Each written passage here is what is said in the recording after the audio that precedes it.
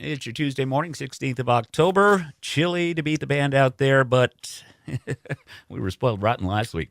41. I can't believe it. Mike Barrett with us. We told you good policies. We do this here Tuesday mornings. Mike, how are you? I'm well. And I want to throw this at you real quick. Yep. Today you keep talking about how cold it is, okay? Yeah. So come April, this exact same I know. temperature will be in shorts and T-shirts. That's what Just so you know. That's what I say to my girlfriend. Just so you know. Oh, but 60 is so cold. Yeah, well, you know what? When it was 70 back in February, This will be downright balmy come April. It will be. Yeah. It's the whole adaptation thing. We had a great chat last week about event insurance for folks that are having things. That's right. And this week we've got a rather interesting subject matter to talk about in the world of insurance too. Yeah, I always like to try to come across, or things that come across my desk just become thought starters for me. And one that I've seen recently is the discussion on what we call insurable interest. All right. So we're talking about home and auto, property and casualty. So when it comes to your home, and a great example are parents. Parents who have lived in their house for years and years and years. It's probably the house you grew up in. Maybe, maybe not. But neither here nor there, mom and dad are getting older, and mom and dad want to protect themselves for when the time inevitably comes that they will pass. What do? They talk to a lawyer. They create a life estate, Now, which is wonderful. what is a life estate? A life estate is when, and from what I've seen, and we've done it with my father, a life estate is when the kids or kid is basically put onto the deed of the home. They become the owners of the house, but the life estate is worded as such, and lawyers will put this much more eloquently than I ever would because they're the ones that do it. But essentially, the contract states that as long as mom and dad are alive, or mom is alive, or dad is alive, whatever the case may be, they have full right of tenantship. They have whatever, they can do whatever they want with the house. So they can sell it, they can do what they want. But come the time that they pass, the house goes to the kids. Okay. So that essentially means the kids, in some way, shape, or form, have an insurable interest now in that property.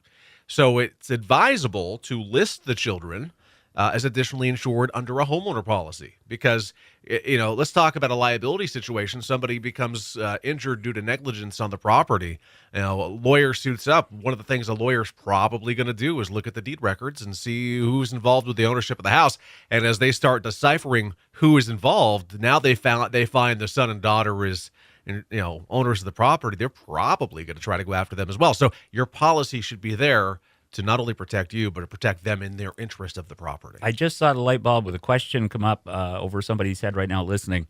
Does this mean, that if the children or child is put onto the deed, mom and dad or mom or dad are still alive and something happens, does that make them liable? Or is it only after they become... No, they could still be liable. Okay. A lawyer's going to look and see who's involved with the property, who owns it. When it comes to litigious action, I think a great way to kind of look at it is it's kind of a lightning strike. They're looking for the ground. And sometimes lightning needs to look at multiple things to find that. And that's what's going to happen. They're going to cast a big net and see who's involved in the ownership of that property and see who could be held liable for the injury sustained, especially if it's a large magnitude injury, which could happen. It very well could happen. And another, on that same note, a lot of folks, my wife and I actually did this about a year and a half ago. We both created trusts. And the trust is intended to protect our assets should the time come that we pass. So it's a great way to keep it out of court. You don't want it to have to go to probate when you pass away. It can be very difficult.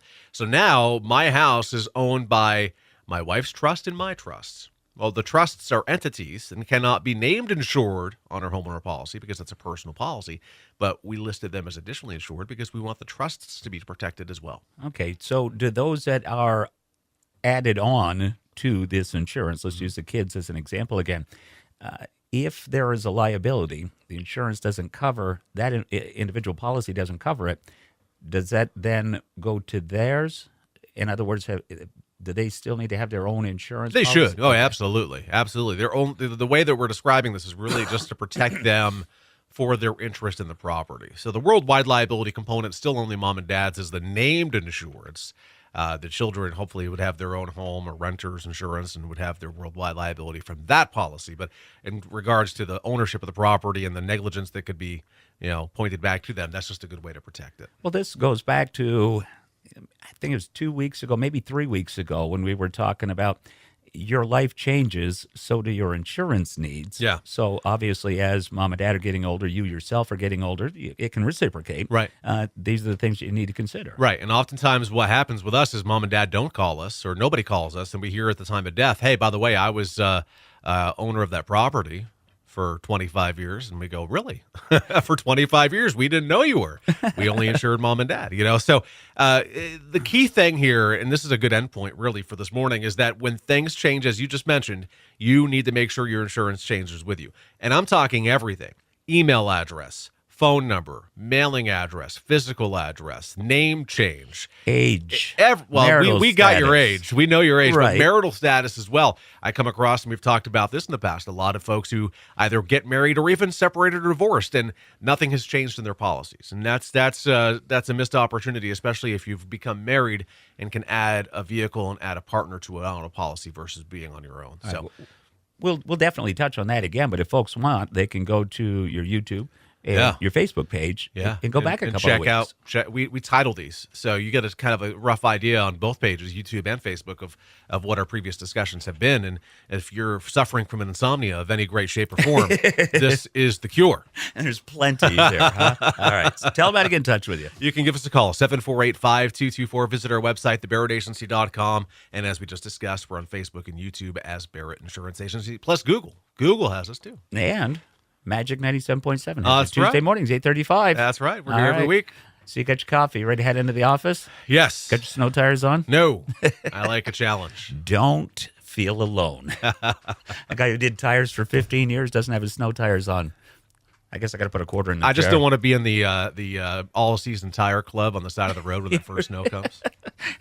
We mentioned that, West Ward, in the annual meeting of the all-season tire club. I was in that club for a long time. All right. Mike Barrett with us Tuesday mornings. Music coming up from A Great Big World first. It's Echo Smith.